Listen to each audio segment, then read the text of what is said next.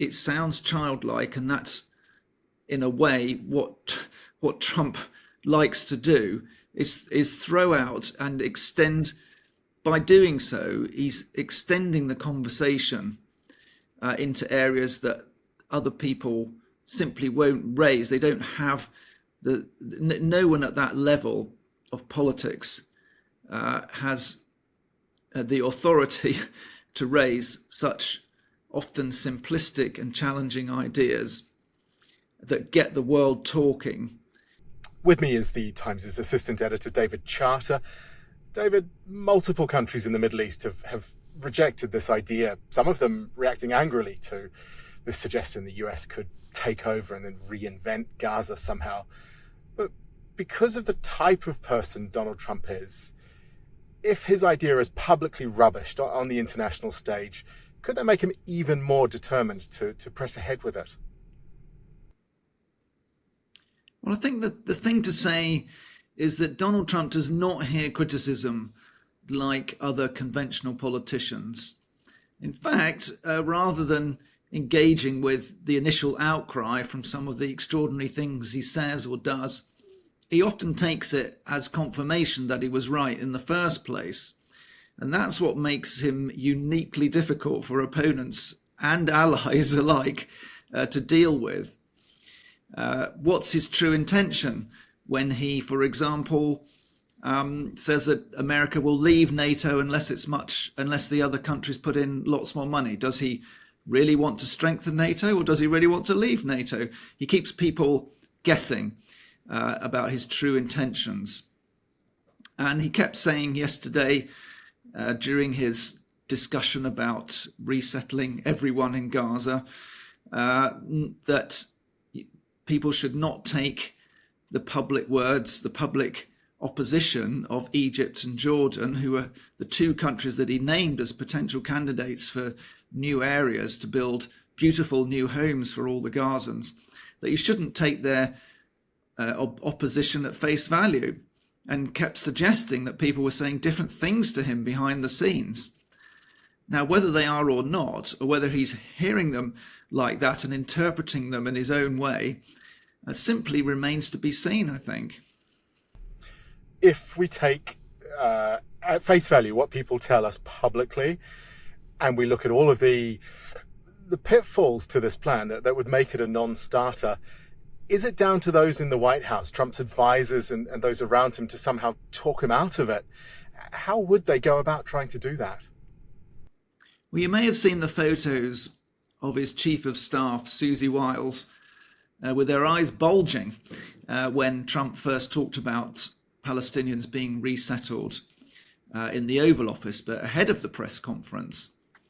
But there are not the staff immediately around Trump to get into a fight with him about everything that he does or says, or even 10% of it anymore. That may have happened in the first term when he appointed people who were frankly outside experts that he didn't know. Now most of the people around him have been with him for years, and they know that they've survived, frankly, by letting Trump be Trump. So there's not going to be an effort in the inner circle to chalk Trump round on this one.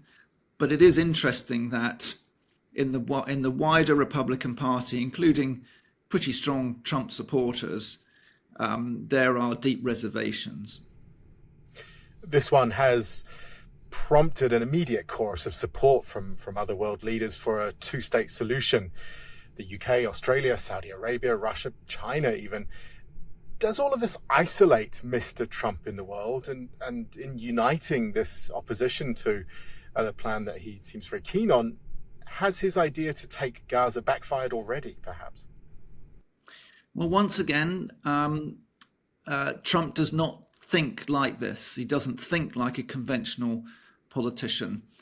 If he hears a lot of objection and criticism, as I've said, he quite often interprets that as meaning that he's right and everyone else is wrong, because that's how his mind works. So it's true that everybody is shouting and screaming loudly about the two-state solution. It's long been felt by the inner Trump circle, and that's donors and advisors, that the two-state solution is completely unrealistic. It's only added to the pain and suffering of false expectations being continually dashed in the Middle East. It doesn't respond to the reality of the situation, which is that the Palestinians are many, many years away from getting a discrete state. And that was seen in the plan presented by Trump in his first term, which had this strange patchwork idea of a Palestinian state, which was blobs of territory linked by corridors around the south of Israel, and a sort of patchwork of the West Bank that was immediately rejected by the Palestinians and the Arab nations. But what Trump knows is the raw, visceral truth of the world, which is that the US is an indispensable ally to so many nations, especially the Western democracies, including Israel, but also some of the Arab nations, that gives him tremendous leverage. How does all of this fit in with, on the one hand, Trump's suggestion he'll stop overseas spending and avoid foreign wars, and also grabbing territory like Greenland or even Canada? How do we square that circle? Well, there you go again with your conventional thinking. No one should expect ideological purity or consistency from Donald Trump.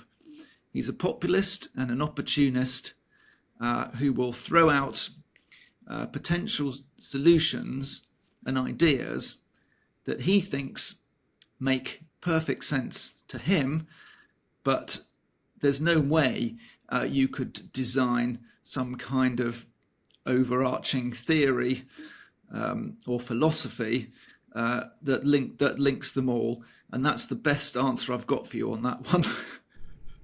I like the sense, the idea of ideological consistency. I suppose he's come back with gusto to this plan that perhaps lacks that. Many people suggested this plan is one of those take him seriously but don't take him literally moments. Is it just so outlandish that the international community has had to reject it out of hand so quickly?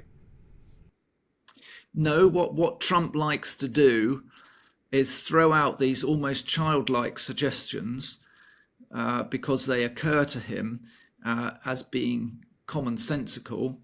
And who wouldn't want a lasting peace in war-torn Gaza, with beautiful homes, prime real estate along a fantastic Mediterranean coast, and all Palestinians finding a place to live free from the fear of conflict and all the other problems that they now face, going back to a pulverized landscape with no real sanitation or other infrastructure. As I say, it sounds childlike, and that's in a way what Trump likes to do is throw out and extend. By doing so, he's extending the conversation into areas that other people simply won't raise. They don't have no one at that level of politics has the authority to raise such often simplistic and challenging ideas that get the world talking. And, you know, as with "I'll end the war on day one" in Ukraine, well, what happened?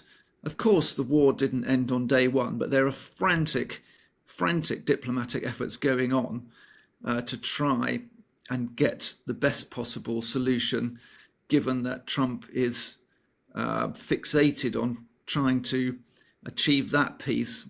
And I suspect, if nothing else, he would hope that a similar effort now begins seriously between the Arab nations to think what can we do to progress the kind of peace that Trump has talked about.